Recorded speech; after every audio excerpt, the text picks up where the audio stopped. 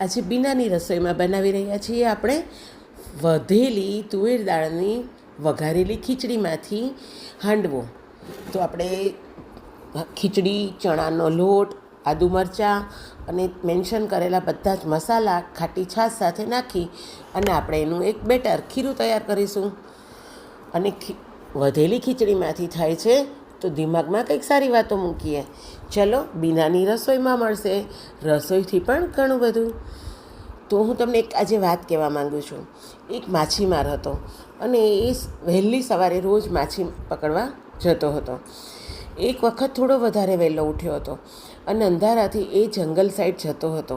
ખબર નહીં, અંધારું હતું અને પગમાં કંઈક અથડાણું એટલે એણે લઈ લીધું હાથમાં કંઈક પોટલી જેવું હતું અને ત્યાં બેસી અને દરિયા કિનારે પહોંચી ગયો. પણ અંજવાળું હજી થયું નહોતું એટલે ઝાડ નાખી શકાય એમ હતી નહીં.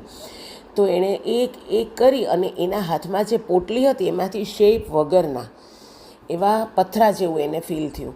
તો એણે એક એક કરીને ફેંકવાનું પાણીમાં ચાલુ કર્યું અને એટલો મસ્ત અવાજ આવતો હતો અંધારામાં, એકદમ નીરવ શાંતિમાં. તો એને મજા આવતી હતી. તો એક પછી એક એણે એ પથરા ફેંકવાનું શરૂ કર્યું.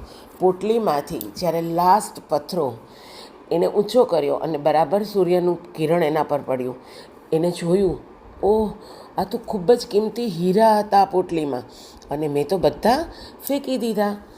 પછી અફસોસ કરવાથી શું થાય? તો દિવસ પણ આવા જ છે. દિવસને એન્જોય કરો.